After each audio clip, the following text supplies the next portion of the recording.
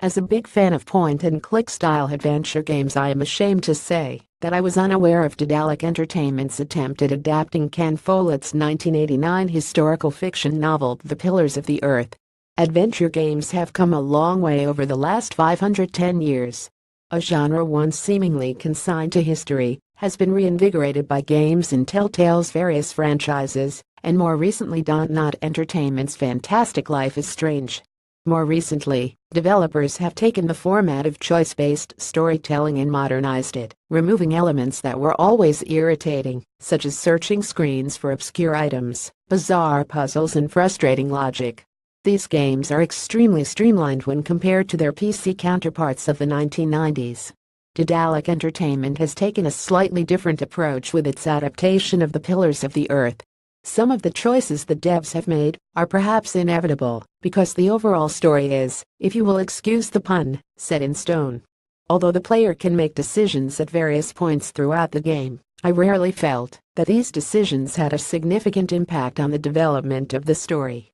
In addition, navigation in the game shares more in common with the LucasArts and Sierra games of the past than its more streamlined contemporaries.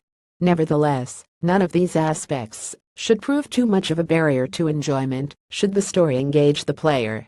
The Pillars of the Earth takes place in 12th century England, with most of the action occurring in the fictional village town of Kingsbridge.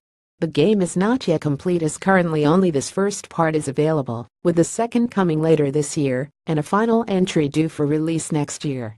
In Part 1, the player controls 3 separate characters over 7 chapters of the book, making decisions and influencing the development of the plot as a new cathedral is constructed in Kingsbridge. Of these 3 characters, one is an engineer who is obsessed with the technical side of cathedral construction, his dialogue mostly focusing on reasons for architectural decisions with little consideration for the religious reasons for cathedral design. Aside from this builder, in other chapters the player controls a young boy who has spent the majority of his life living in the woods with his mother, who has been exiled from the city for some unknown reason.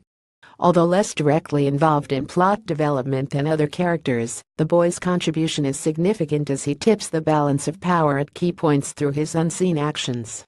The final playable character is a monk who arrives in Kingsbridge following the death of the cathedral's prior. Of all 3 characters, the monk engages most directly with the political game that is being played out in the background by the different factions, who all stand to either gain or lose from the construction of the cathedral.